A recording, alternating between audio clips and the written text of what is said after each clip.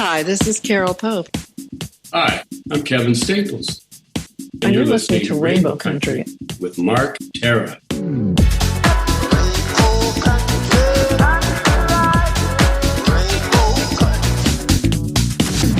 The views and opinions expressed on the following program are those of the persons appearing on the program. Today on Rainbow Country, my Queer Voices series continues with award-winning actor, writer, and producer, Tony Babcock. That and more on episode 355, so stay tuned for Gay Talk Radio right here on Rainbow Country. Hello, my name is Conchita. And I'm Barbecue. And my name is Hardcora. And we are the Beat Girls. You're listening to Rainbow Country with Mark Tara.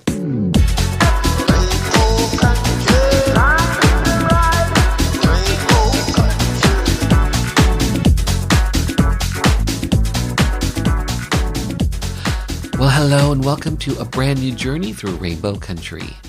As I like to call it, a little gay radio show working to give voice to the LGBT community and beyond. And as always, I am your tour guide through Rainbow Country. I'm producer and host, Mark Tara. By the way, Rainbow Country originates from CIUT FM in Toronto, and now proudly in syndication on 12 outlets across Canada, from coast to coast to coast. The Yukon, British Columbia, Saskatchewan, Manitoba, the east coast of Canada in Newfoundland, Ontario, even down to Buffalo, New York, and online. Well, thanks to you tuning in, streaming, downloading, but ultimately listening. Together we continue to build Rainbow Country into a nationally syndicated gay radio show, a #1 LGBT podcast on Podomatic.com's Gay and Lesbian chart, as well as being recognized as Canada's #2 LGBT podcast on feedspot.com. So today, my Queer Voices series continues with award-winning actor, writer, and producer Tony Babcock, who joins me to talk about life as a queer actor. He also shares his thoughts on who should be telling whose story, especially when it comes to LGBT stories. He also talks about his most recent project, working with legendary Canadian actor Colin Mochrie. Plus in hour 2, music from LGBT artists, independent artists, voices that we've come to know and love in classic disco, classic 80s, classic house. And on this episode, I'm featuring some 80s Spandau Ballet, some queer country, and more. All that lies ahead as we start Journey 355 through Rainbow Country. And our first stop, the Rainbow Country Bookstore, where lesbian author Kirsty Lowe reads from her current book, A Short History of Queer Women, which on Amazon.ca has a rating of 4.8 out of 5 stars.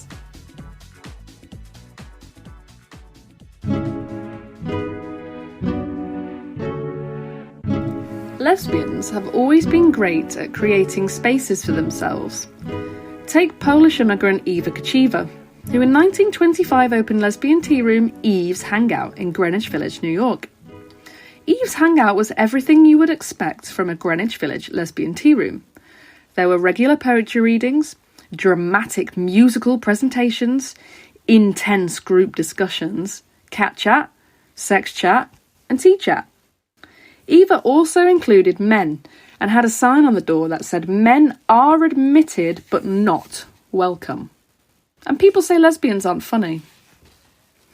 The bar was successful, but because a successful lesbian is a threat to humanity, the police ransacked the joint. During the raid, the police found Eva's collection of lesbian-centered sexual stories. Eva tried to pretend that they weren't anything to do with lesbianism, but the book's name, Lesbian Love, gave it away. Eva was arrested and charged with obscenity and disorderly conduct. She was deported back to Poland, but somehow managed to make her way to France, where she opened another lesbian tea room that was equally successful. Not long after, the Nazis invaded France. They didn't like Eva, or her successful lesbian tea room. She would be murdered along with thousands of other lesbians in Auschwitz. Just like today, dildos were a common accessory among queer women, only then they weren't as veiny. What's the deal with that? Italian stallion Caterina Vitani was known to carry a leather dildo between her legs and used it to bed over 100 women. Caterina began her bid for top shagger at just 14 years old when she fell in love with her embroidery teacher. The affair lasted for 2 years until the embroidery teacher's father caught them in bed. The father threatened to have Caterina arrested, so she left town and reinvented herself as Giovanni Bodoni. Giovanni was just as charming as Caterina and soon built up a reputation as a serial seducer. That is until she fell in love with the niece of a local minister. Giovanni wanted to marry her, but the minister forbid them from being together due to Giovanni's raunchy reputation. The couple didn't care and decided to get married in secret without the minister's blessing.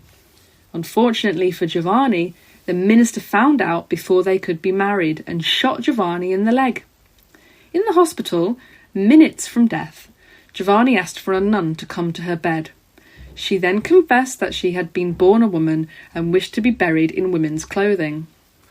After Caterina Giovanni's death, a surgeon attempted to find an explanation for what he called those who followed the practices of Sappho. First, he removed the hymen, then the clitoris, followed by the fallopian tubes, the intestines, the liver, and the gallbladder. He then examined them all closely, making sure to use all his expertise and knowledge in the field of biology. And what did he find? Absolutely fuck all. Over in Colombia, Tatiana de la Tierra helped form one of the first international Latina lesbian magazines in the world. Tatiana wanted to empower Latina lesbians through writing and encourage them to challenge social norms. For example, one of her poems, Ode to Unsavory Lesbians, was designed to poke fun at heteronormative societal perceptions of beauty and ugliness, which worked because it's hilarious. Ode to Unsavory Lesbians. I love an ugly lesbian, one who walks with a limp, talks with a lisp, leaves her dentures out overnight by the bathroom sink, wears polyester pants and men's cologne, the cheap kind, has a beard so long she steps on it, sprouts warts on her toes, all 12 of them, carries a spittoon in her breast pocket, chortles at church people. Tatiana also wanted to include non-heterosexual material in the school curriculum. She believed that this would help prevent homophobia in the classroom, as well as educating students on the concept of identity. What a great idea, said nobody, because even today it's a struggle to find anything queer on the school syllabus. Before the AIDS epidemic, gay men and lesbians were often at loggerheads for their political and social differences. Many lesbians resented gay men for being the face of their community, believing them to be sex-crazed cokeheads swanning about in their tank tops, driven by the meat between their legs just like straight men. The feeling was mutual, with screams of "fish" ringing through the room whenever a lesbian walked into a gay bar. It shouldn't be funny, but the idea that someone would shout "fish" at me the moment I step foot in a gay bar really makes me laugh. When AIDS came along, everything changed. Lesbians volunteered to help look after the men who had been left alone in their hospital beds to die. They watched as hundreds and hundreds of young men crawled into the hospital, only to be diagnosed with something that they had never heard of and thrown back out. In a couple of months they would return to die or be used as guinea pigs. To make matters worse, there was a shortage of blood, because gay men had been banned from donating.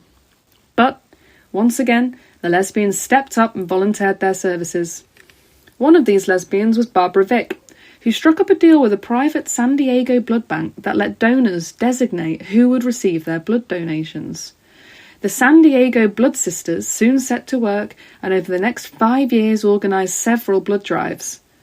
Barbara knew that although lesbians weren't at the forefront of the disease, they had to do everything in their power to help those who had suffered. There was no longer a divide between gay men and lesbians. It was now an attack on the community.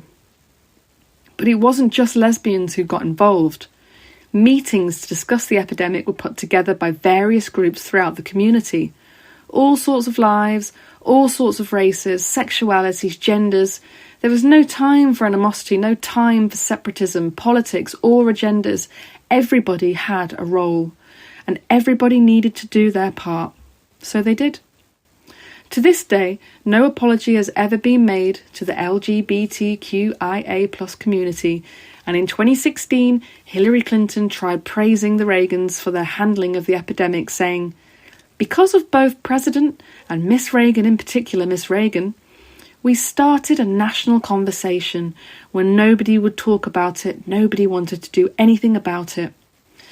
Not only a huge, great, stinking lie, this also served to erase the thousands and thousands of activists who actually did talk about it while nobody was doing anything to help. Look, I like you, Hillary. Really, I do. You should have been president, but spare us the bullshit.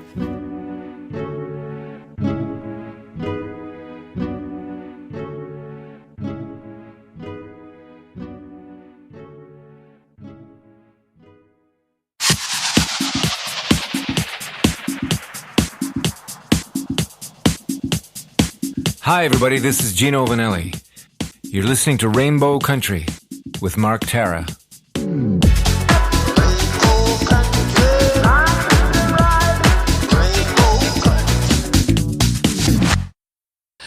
Up next, my Queer Voices series continues with award-winning actor Tony Babcock.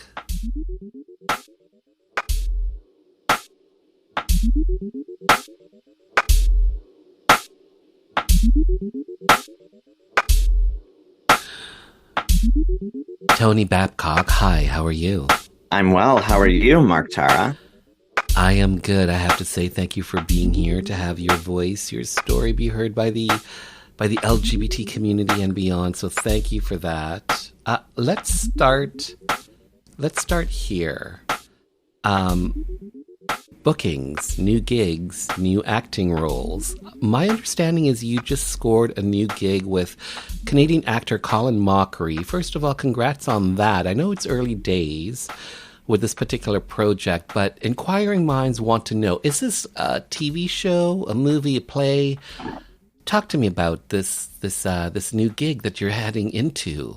Absolutely, yeah. So I'm currently working on a short film, starring myself and Colin Mochrie, as you said, Canadian legend, improv god, arguably, Colin Mochrie. So I'm also fortunate enough to be a producer on the project too, which basically just means I've been working 29 hours a day. But it's been great. It's been amazing. And that's coming up soon.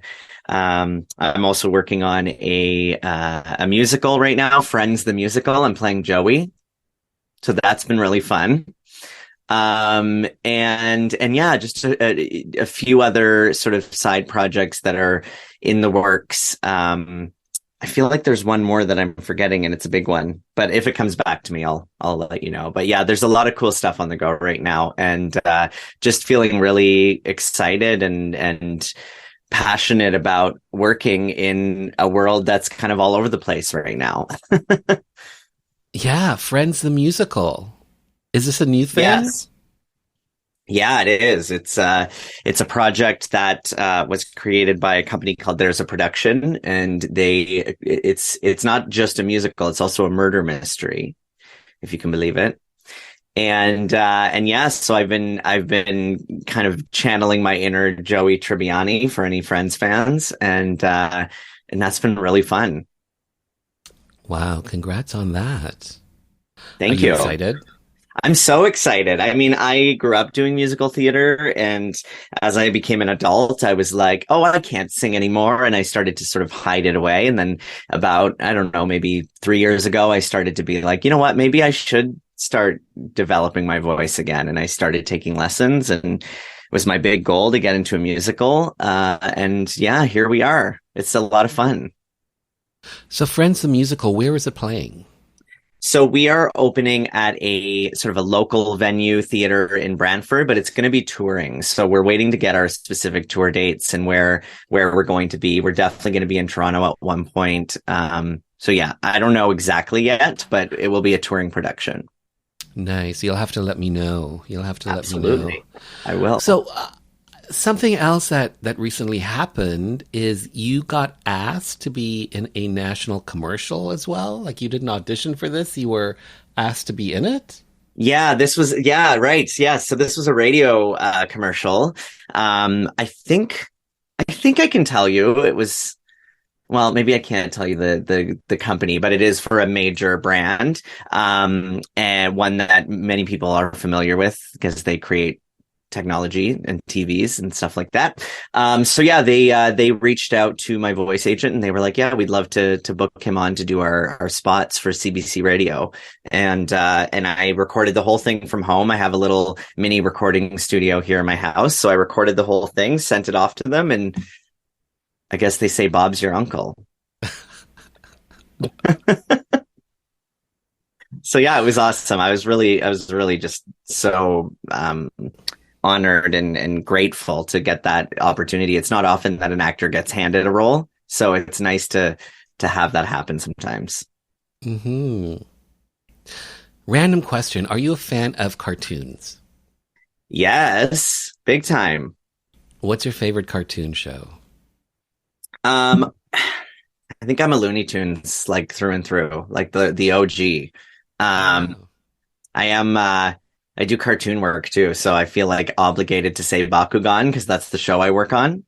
And that's definitely up there in terms of anime. But yeah, I'm like classic cartoons. And then of course Disney, like I'm a huge Disney fan. So like Encanto, if we're talking like cartoon movies, Encanto, definitely one of my recent favorites. So Duran Dane, who or what is Duran Dane? It's like, where in the world is Carmen Sandiego? Duran Dane. Oh my gosh. How do I explain Duran Dane? Duran Dane is my character on Bakugan. I luckily had a chance to work on, I think at the end of the day, it was maybe 15 or 16 episodes as this character. He is a child actor who wears an ascot. He is very much his own fan, his own biggest fan. And he's just a delight to voice. He's very much a villainous good guy, if you will. He's got the good and bad. And yeah, that was again another instance of a role I didn't have to audition for. I had worked on a show called Beyblade, which is another anime show, for a few years. And then the casting director from that basically just offered me the role of Duran Dane on Bakugan. So again, as COVID hit, so I started Bakugan in studio, and then COVID hit, and then I started doing it here. So I would record from home. So there is an upside to a global pandemic, COVID-19. You created your own home studio because of that, yes? Yeah. It really forced, it was something I wanted to do for a long time, and I was sort of, procrastinating on it / not having the money to really do it properly. And then when COVID hit, basically this show was sort of they're like, we're going remote. You've got to work from home. And that was sort of the catalyst that I needed to get to invest in the microphone and start to set up the recording booth. So is your recording booth a closet? Oh, it's completely a closet. Yeah, it's a tiny little closet that I've tricked out with soundproofing, and I created like a soundproof box, and then my mic is inside of it, and there's like a light in there, and there's a little air conditioning unit in there. It's like it's fun, and then a computer, like, so that I can record and see what I'm recording, and yeah, it's neat. It's fun. I like it. I can't stay in there for too long, or I start maybe suffocating, but it's worth it, So you're in the closet. I'm back in the closet. Yes, proverbially speaking, I'm back in the closet. Funny story. I I was staying at a friend's place. I was house sitting for about I think it was about a week last year, and I had to record for the cartoon from there. because it wasn't near my own place. So I brought my mic there and I had set up in the closet that they had there, and it was perfect because there were like all these like coats in it. It was sort of like a front closet, so all these coats and like, dampening the sound. So I was in there recording a self-tape audition for My Little Pony, and didn't get the role, by the way, but I was recording, and then I finished the recording, and then I realized that this was one of those closets where there's no knob on the inside, or the knob had been like broken off. So I was locked inside a closet of a person that I had only met a year before in a house I'd never been in before. And literally had to scavenge through like her child's backpack to find like a water bottle because I was starting to like overheat. Luckily I had my phone with me, but the battery was almost dead. So I'm like calling her on vacation and I'm like, hey, so, I'm locked in your closet. And a bunch of laughter ensued, of course, and being back in the closet. And so eventually she had to call a neighbor to come over and like get me out of the closet. And I literally just got out because I kept trying to get out and like trying to MacGyver my way out. I finally got out moments before he arrived, and so I never got to meet him, but I can only imagine what he thought as he walked back home. So there's my story of recording My Little Pony from a near stranger's closet and getting locked inside. My Little Pony almost did you in. Right? That would have been on my tombstone, right? Like, and I didn't even get the role. I think that was what I was most pissed off about. I was like, I didn't even get the role after that. Do you know what I did for this? But it's okay. So Tony Babcock, you are an actor, a producer, a director. How did this all start for you? How did you get into the performing arts in the first place? In a word, ADHD.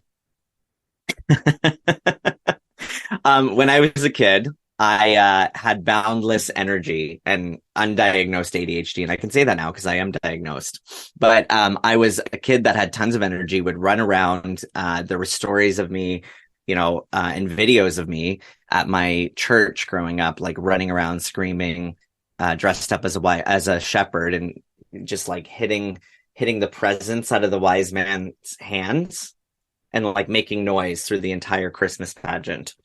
And so I think my parents were like, okay, we need to like put this energy somewhere. And so when I think I was about 5, they put me in like a local theater drama classes. And it was like I arrived. It was like literally my Judy Garland moment when I arrived at these classes, because it was like, oh, there's all these people like me.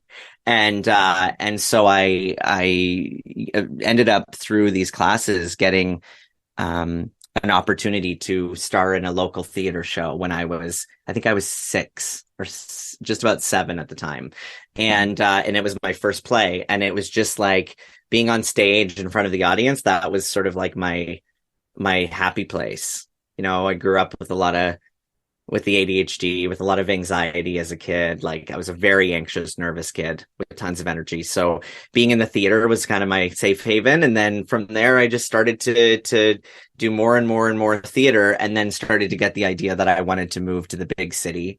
I should have mentioned I grew up in Kingston. So moving to Toronto was my goal, my dream. So at 17, I left high school early. I moved to Toronto with a cousin and just got lucky when I got here. I got an agent pretty quickly, and started to dive into the world of professional acting. Eventually led me to New York City, where I studied for 4 years, and then came back to Toronto and just continued to follow my passions. And definitely there's been a ton of up and downs, but yeah, I mean, it's the only thing that truly lights me up is working in production, film, TV, whether it's behind or in front of the camera or on stage. That's my jam.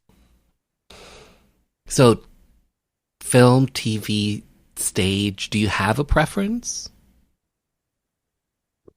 I want to say film because I love filmmaking, and it's such an amazing art form, and there's nothing quite like the amazing, beautiful anxiety of creating a film in a time with a timeline, with an impossible timeline. I think it's like an adrenaline rush. But I will say that my happy place is definitely on the stage. Like if I had to pick, it would be standing on a stage. And I think the goal is to continuously do both. But yeah, definitely theater. Any interesting horror stories from being on stage? I remember once doing a show and a friend of mine fell off the stage in a blackout. And that was not good. So for yourself, any like horror stories that you can share? Well, funny enough, the first one that came to mind was I did a musical in Vancouver called The Epitome of Regret. It was a really fun comedic musical. And I completely forgot the second verse of the song. So I just literally started like dancing like a fool, who is it that did the jig on the stage? Ashley Simpson. Oh yeah. Like on literally, SNL. I pulled one of those moments. I was just like dancing, and I was like, the audience was sort of like awkwardly looking at me, and I'm like, and then I still remember the other actor on the stage sort of was trying to like sing my part for me, but it was like impossible to know. And we were working from tracks, so it's not like an orchestra could stop and like restart. So, eventually I was just like, just stop the music. And then we just kept the play going. So that was the first thing that came to mind. When you said fall off a stage, I actually did also fall off a stage. I was doing Shakespeare in the Park. I was doing Midsummer Night's Dream. And I was playing Nick Bottom, who's like the actor who, wears a donkey head, for anyone who knows that play. And I was like, we will meet at midnight or something. I forget the line. And I go off, we'll meet at midnight, and we were on a raised stage, and I go off the stage, and I literally just like walk right off of the stage into the front row, into some woman's lap. And oh my gosh, horrifying scream from her, like literally as if I was like a giant spider or something. But I guess it would be very disorienting for the audience. So anyway, later on in the show, we're putting on the play, and the one of the troupe members, who's a male in the show, has to dress up as a female because, of course, the earliest versions of drag that we have, of course, come from Shakespeare and Shakespeare's time. But anyway, so he's dressed up as a female, and he's having this kind of moment of insecurity, and he's kind of crying. And I of course ad-libbed, "At least you didn't fall off the stage," and got a big laugh from the audience. I definitely almost broke my arm that day, but it was one of those happy accidents, I guess, because it led to a much funnier performance. Do you believe in vision boards? Yeah, I do. Talk to me about the Oscar behind you. Yeah. The Oscar behind me. I'm zooming a lot these days, so having that behind me is really key to, the things behind me are sort of like messages to people I chat with, but also to myself. In terms of vision boards, I'm literally, I've got a few in front of me right now, it's so funny you said that. I'm very visual. So for me, like, I've noticed in my life that when I want to create a project, or when I want to, write a script, or when I want to, I also teach. So when I want to create a lesson plan or anything like that, I find that I have to visualize it first, and then I have to get a pen and paper and sort of like see it before I can start to put it into play. That's sort of how my brain works. I tend to go high level, and then I work backwards. So yeah, that's why the Oscar's there, because it's just like a reminder that like I am on the right path. And it's not necessarily like, yeah, of course I would be lying if I said I didn't want to win an Oscar one day, because I think every actor deep down wants that. But I think it's more just a reminder that I am on the right track. And on that note, we'll return after this Rainbow Country update.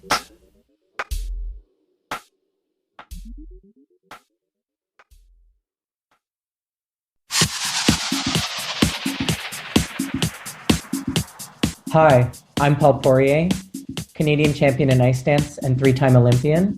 and you're listening to Rainbow Country with Mark Terra. What's up, Canada? This is Lauren from Monstrosa. We're an all-girl alternative metal band from Toronto, and I'm here to invite you to a Pride concert on Friday, June 9th at Toronto's legendary El Macombo. This show features all local queer alt artists and is a single release concert for our song, I Like Girls Like You Do, which is all about bisexual and lesbian solidarity. There will be live performances from us, Fura, Tequila, Kingdom of Birds, and Powerwalk. Plus DJ Angel Fruit will be closing the night with a dance party. So if you're in the Toronto area on Friday, June 9th, come on down to the El Macombo for a gay old time. For more information, visit elmacombo.com.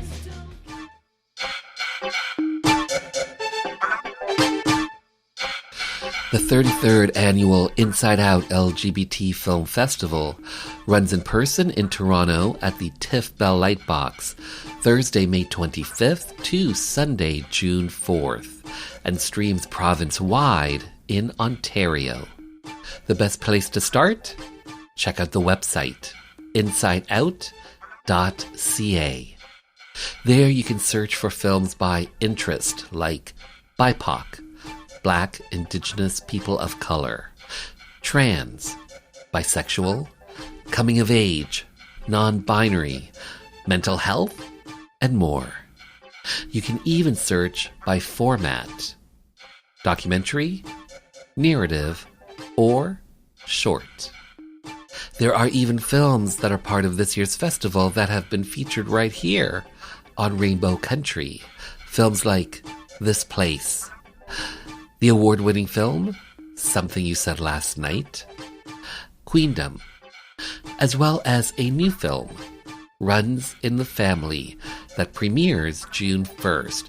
The 33rd annual Inside Out LGBT Film Festival runs in person in Toronto at the TIFF Bell Lightbox, Thursday, May 25th to Sunday, June 4th, and streams province-wide in Ontario.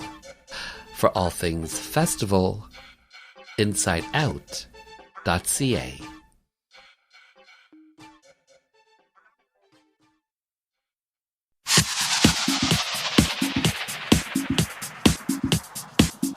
Hi, I'm Eric Radford, Olympic and world champion figure skater, pianist, and composer, and you're listening to Rainbow Country with Mark Terra. So, Tony, you are part of the LGBT community.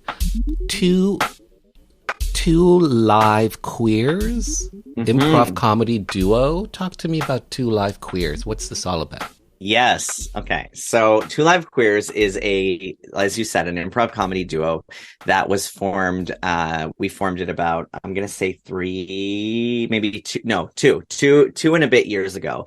It's comprised of myself and my improv partner, Wilding, who goes by they, them, non-binary. Wilding and I met on Zoom, doing Zoom improv during the pandemic as part of the Vermont Improv, I'm going to butcher it, Vermont Comedy Improv Festival, I want to say. It's probably not exactly it, but it was out of Vermont, and we were doing this sort of, they were doing this evening of teams. So they'd take two improv troupes or teams, and they would, do this show together.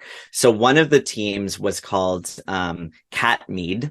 And I had no idea of this world. I'd done improv a lot in my life. I'm with an improv troupe, but I wasn't sort of in of improv.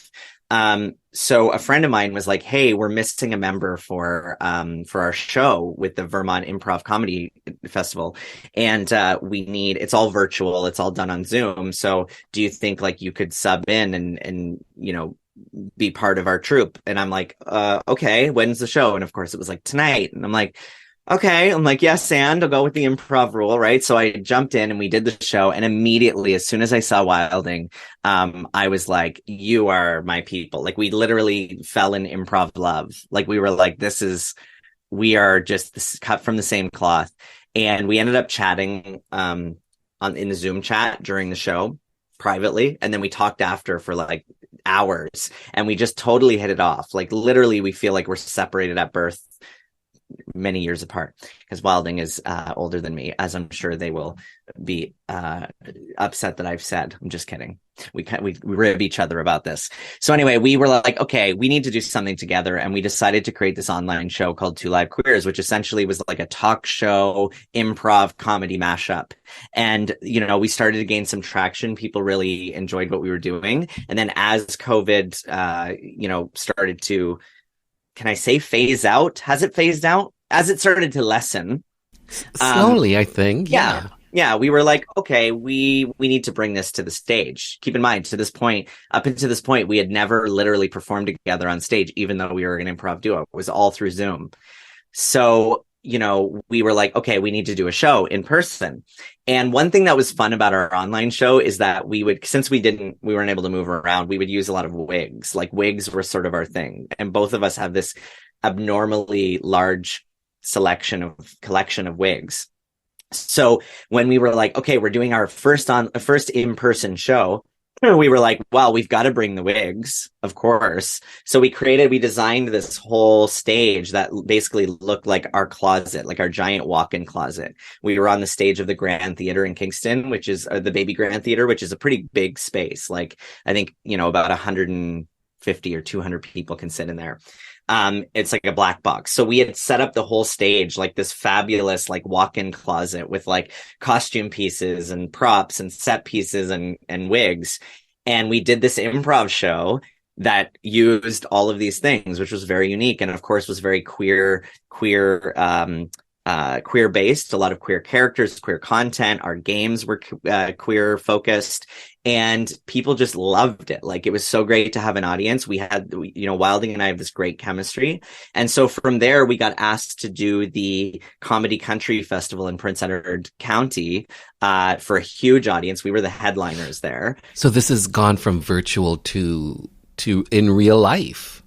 Totally. And it's like the in real life, it just keeps getting better and better. We've yet, knock on wood, we've yet to have a bad show. We've definitely had some shows where we're like, okay, we can, like we tried to do a family show and we were like, no, does that work very well? It was still okay, but it wasn't really our vibe. We tend to be more like, late night crowd. And we actually did end up doing a show in Kingston with drag sensation Rowena Way, which is basically Kingston's top drag queen, and also she performs in Toronto. So she did a show with us and it was amazing. It was such a cool show.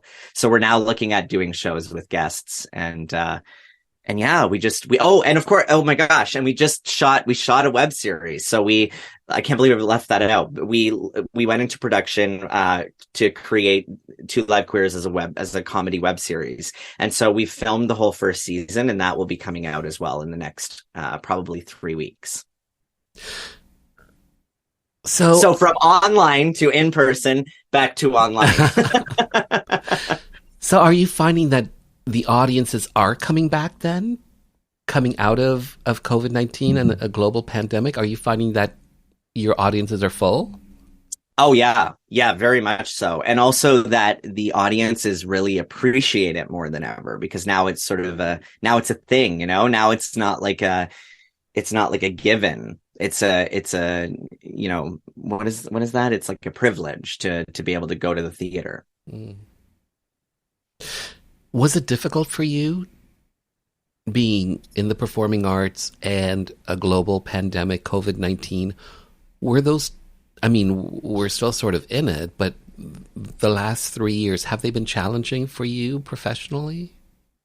I would say so, yes. I think here's the biggest thing. Like I mentioned, that I've been diagnosed with ADHD. That came from a pretty deep mental health journey that I have been on very much since COVID started. And I think a lot of that had to do with the isolation.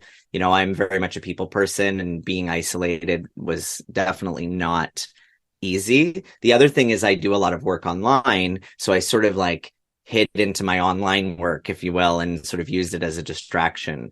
But I definitely felt a lot of the grief, felt a lot of the, we had a tour. My partner's company is called Our Space, and we do mental health puppet shows in schools, and we were doing really, really well. And we had a tour booked. We had like a 16 school tour booked. And then COVID hit, and like literally the entire thing fell apart within 3 days. And that was sort of the domino from that to a million other things sort of falling apart. So yeah, it was tough. It was really tough. And I think, I'm glad now at the other side of it that I feel much more grounded in who I am than I ever have. I feel like my work is stronger because of it. And I feel like I don't take anything for granted anymore the same way. And you have your closet studio.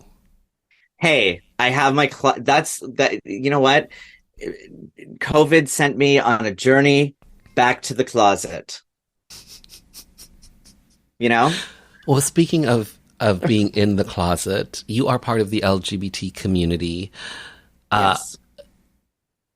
Being a gay person in the performing arts, have you personally had to deal with any sort of like homophobia at any point? Most definitely. I think so. It's interesting. My early days, I mentioned that I started acting as a child. So when I first moved to Toronto when I was 17 and I mentioned I got lucky at the beginning and worked a lot. A lot of that was sort of the idea that, you can pass for straight. There was sort of the idea then, this was about, I guess, 15 or so years ago.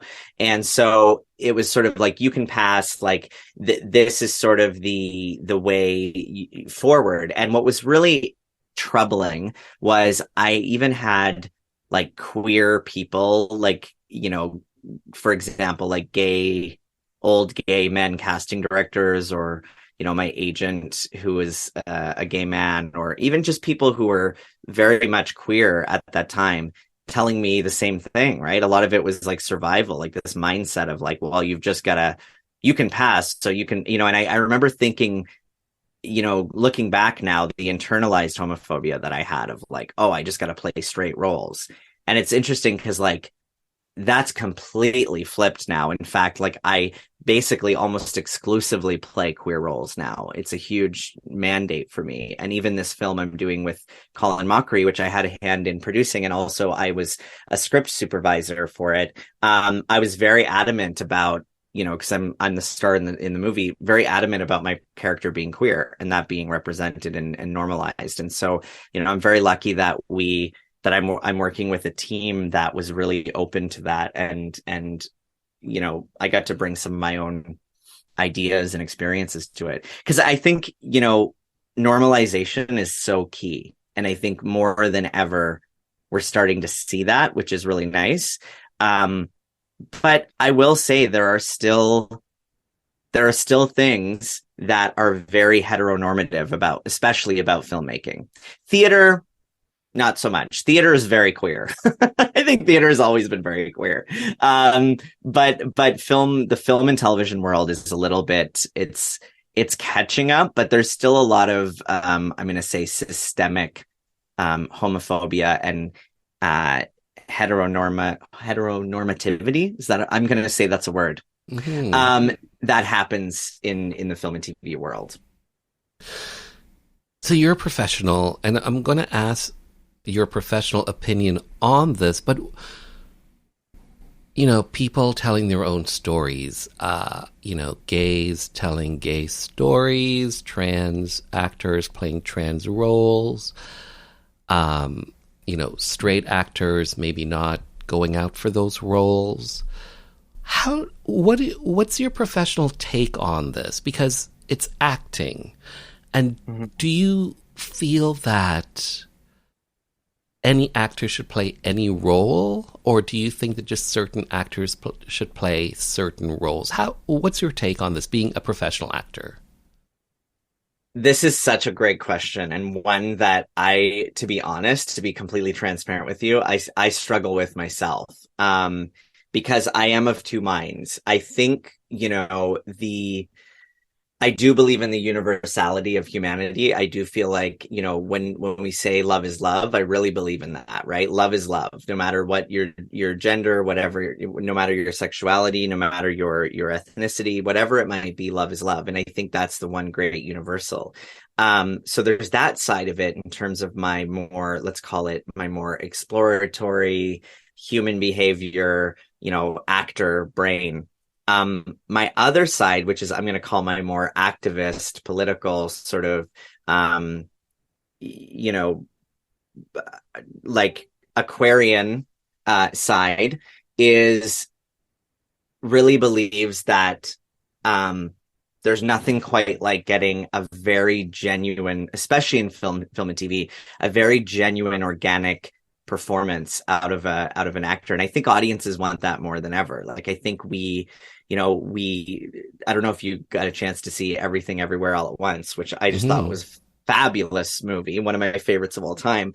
But one of the things I really loved about it was the little unique nuances of, being Chinese American or Chinese Canadian, that, these little sort of secret moments that only someone with that lived experience could bring to the screen. And I think there's something really beautiful about that. So yeah, I mean, I know that's not quite an answer, but I will say that, like, I do lean more heavily to a filmmaking process that's much more collaborative, that allows people to come in and bring lived experience to their role and to the project. And I do think that's the way it's going, at least with the people I work with. I've been very fortunate. I'm already actually working on another project after this one, which is a series that will hopefully go to CTV, knock on wood. That's our goal. And they're really allowing me to bring a lot of my experience to the role. And that's why I like to produce and be part of the writing as well. 2019 was a big year for you. You got married. I did. How's married life? Great. And like eye-opening, like it's awesome. Like, I'm very lucky that I have a partner who also does work on himself, and I do work on myself, and we do work with each other, and we're very much like on the ride together, which I love. Like, I think being married is an amazing thing. It's also a challenging thing sometimes, like, because you're forced to really learn about yourself, and it is a commitment. It's a daily commitment, and it's not we're not perfect, but we're definitely finding a deeper and deeper connection with each other, which I'm just so grateful for. Growing up as a gay person, a queer person, did you think that you would be married at some point when you were growing up? Ooh, that's a great question. I don't think so. Like, I think, part of my biggest mental health challenges as a kid, looking back now, growing up in a very small, close-minded town. Like, I'm talking about, I was in a town of 500 people, like very small. Wow. Growing up there, I think I was just in survival a lot of the time. Like, I knew there was something different about me from a young age. I knew that, I didn't like the same things as the other boys in my school. Like, I knew it at a very young age. But I was in this very heteronormative society, and it was a very different time. So I think for me, like, I still remember thinking, like, maybe one day I'll just be straight all of a sudden. Like, I remember thinking that as a kid, and actually like hoping for that, which is really interesting because that in some ways I think led to a lot of my insecurities in adulthood, like the idea of proving oneself. It's not lost on me that I might have become an actor because it was the ultimate career for like constantly seeking validation. And, as a kid, that's what I think I did a lot of the times. That's why I got into theater. It was like, oh, people are clapping for me, and I think as an adult, I started to realize what acting actually was. It wasn't just a source of validation. It was actually like a self-study, which is what I actually love about it the most. So now that you've come of age, you've matured, and you're actually married now, What do you think you would say to your younger self who thought maybe you wouldn't or you couldn't get married? Looking back, what are your thoughts on the younger version of yourself and those thoughts and those fears? And what are your thoughts on that? I think I would say,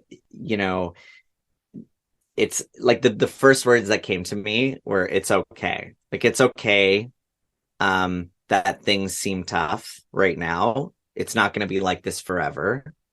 And also, it's okay to have these feelings you have. Like, there was no one at the time to tell me that. I think a lot of the sort of I don't want to say self-hatred, but like, there were, I would beat myself up. I ended up having really high standards. And I think that came from not having anyone around me to say, it's okay to feel what you're feeling. It's okay that you don't have it all figured out. It's okay that you don't see anyone like you. And I think that's what I would say. Like, it's okay. Like, you're going to do all right. You're going to be great. And you can have your cake and eat it too. That's the other thing, like you can work on yourself and heal and still be, a working professional and have success. I think that's the key. And that's the thing I've been balancing for years, like the inner world and the outer world, if you will, of being a human. Well said. Well said. Powerful words. Tony Babcock, thank you so much for your time. Thank you for being on the show. Thank you for having me. It was so great to chat with you again.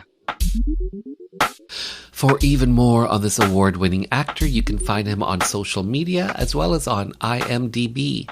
Simply search Tony Babcock. Magnus Hirschfeld made the modern homosexual. He co-founded the world's first gay rights group, the Scientific Humanitarian Committee, in Berlin in 1897. But what is far more important is that he and his colleagues came up with an enormously influential concept of what same-sex desire was, what it meant, and how it fit into the wider world. If you think homosexuality is an inborn quality that cannot be changed and has a biological root, but is not an illness, and if you think gay people are a sexual minority who are born that way and who deserve legal protections just as racial minorities do, you owe those ideas to Hirschfeld and a handful of others. He was among the first to articulate that conceptual model of what it means to be gay in print in 1896.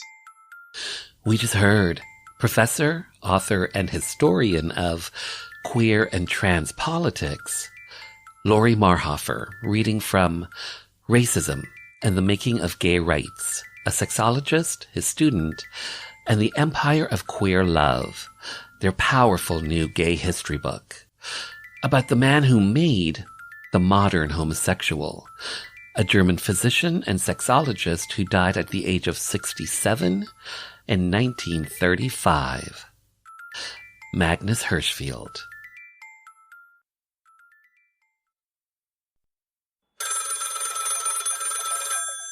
The phone rings. I got a message from the mayor. He's going to call me back the next day. I get the call, and he said, if you'd accept, we'd like to honor you with the key to the city. There was an event later that year in May. Just a key, right? Like, key to what? A decent job, a good singing career. It's really a metaphor, but it's history. So a reporter wants to talk to me and says, so it's a key, right? Like, what's the big deal? I said, well, not everybody gets the key. So I looked it up, and I guess it is kind of a big deal. The date, May 17th, 2018, when trans activist Susan Gapka made history by becoming the first trans woman to be presented with the key to the city of Toronto. By the way, past recipients include Rush and the Raptors. And just like that, this little gay journey through Rainbow Country has come to an end. For the full 2-hour episode, simply head over to marktara.com where everything is connected and hit the archives banner. To keep up to date with the show, check out the socials at Mark Tara. The podcast is available on all major platforms, including audible.com and iHeartRadio. Finally, I want to take this time to thank you for taking your time to be with me. Remember, despite all the craziness in the world these days, know this, that we are living in days of making dreams come true, so believe in yourself, and the world will believe in you. Hi, I'm Agnes. My new record, Magic Still Exists, is out now. You are listening to Rainbow Country with Mark Tara.